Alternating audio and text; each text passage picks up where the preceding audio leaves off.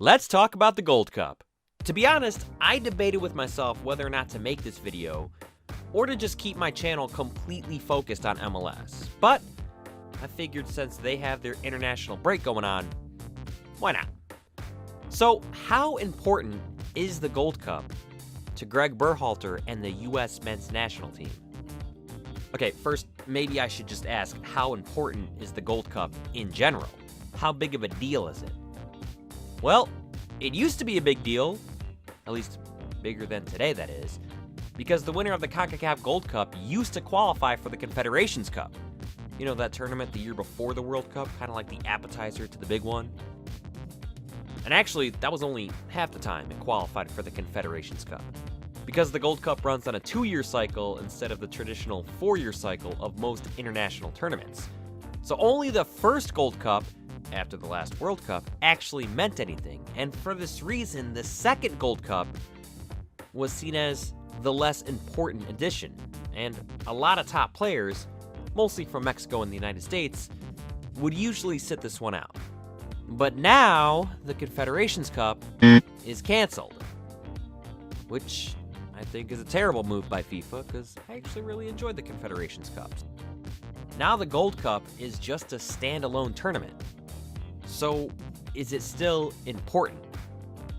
Yes and no. I think yes to the countries and the soccer federations themselves. I mean, a Gold Cup victory this year to really anyone outside of Mexico would, or at least should, be seen as a massive success. And while at the end of the day, it is only bragging rights, you still want to be able to inspire the fans and give them hope for the future. Now I say no because I don't think it's seen as that important to the players. There are a lot of guys that are going to be missing for Mexico. You got players out with injury. You got Hector Herrera asking to sit this one out just because of fatigue.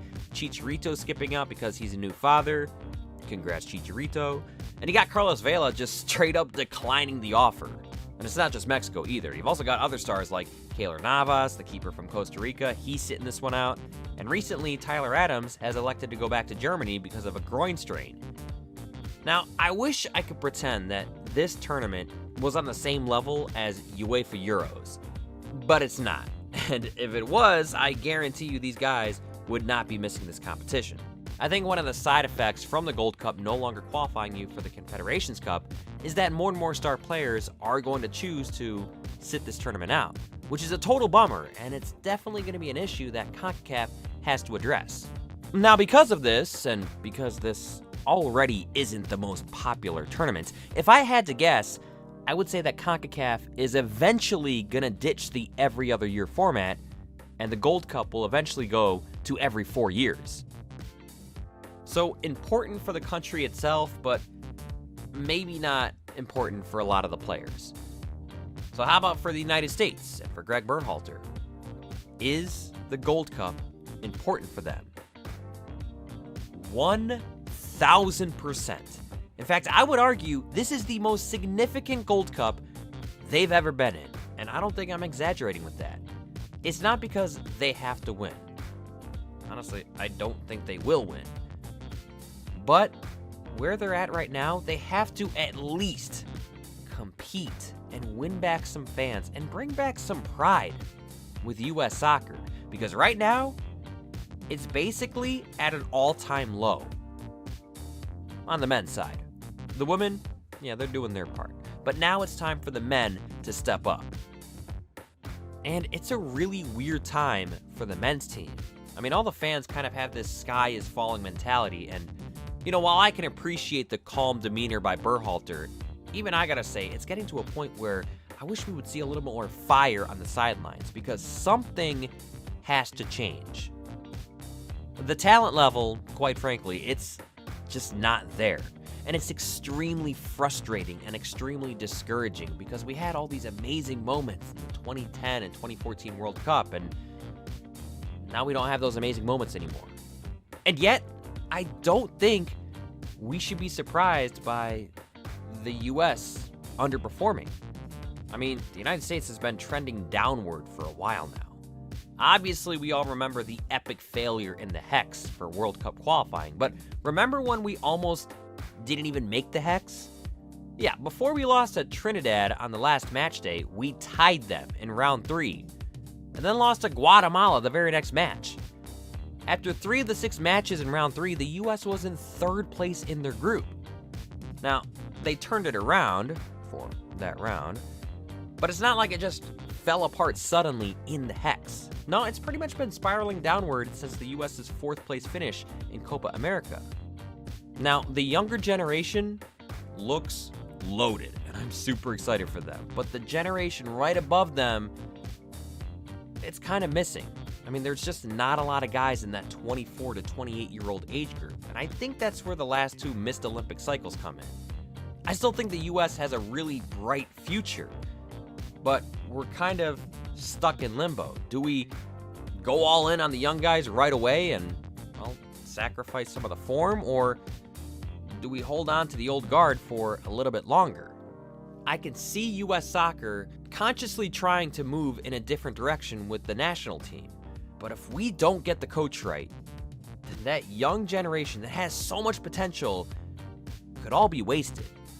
Now, the first couple friendlies under Gregg Berhalter, I thought the US looked all right. I mean, they won some games, he brought in some fresh faces, and I was really optimistic about the future. And then these last 2 friendlies have been awful. Like, really, really bad. Probably the worst I've ever seen the US men's national team in like the last 18 years. I mean, the results kind of speak for themselves. I think Bobby Warshaw of MLS Soccer brought up a great point. Gregg Berhalter has a system. Get numbers up front, a lot of off-the-ball movement to specific spots on the field, and ultimately confuse the opponent. It's a system that worked in Columbus against MLS competition. But it's much easier to teach a system to a club, where you see the players basically every day, versus teaching it to a national team, where you only see the players a few weeks out of the year. And right now, it's just not clicking for the Nats. But this brings up the question, what is the better strategy for international competition? Is it having a system and sticking with it? Or is it being able to adjust how you play based on the best players available? Because hey, while I would love to have an identity on the field and play with a specific system, if for whatever reason that system just doesn't work well with a player like Christian Pulisic or Weston McKennie, are we really not going to have them in the starting 11? Good luck convincing the fans of that one. So yeah, I think this Gold Cup is massive, because if the US crash out of the group stage, then Berhalter, I mean, he has to go, I would think.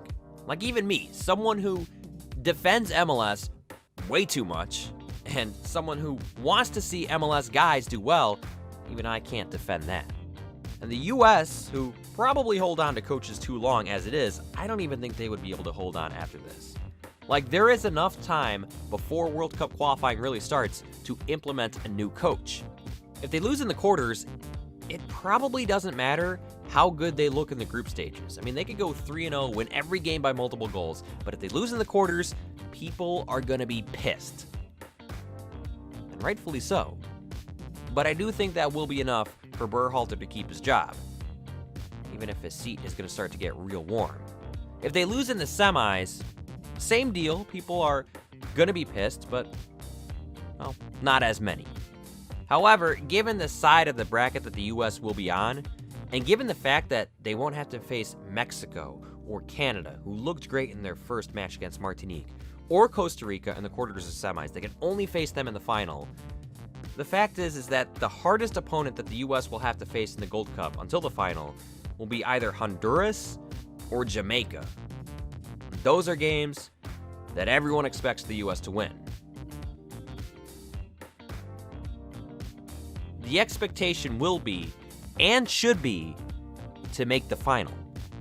I still think the US can make it work with Gregg Berhalter. But this is the first official test. The first games that actually matter. It all starts with the Gold Cup.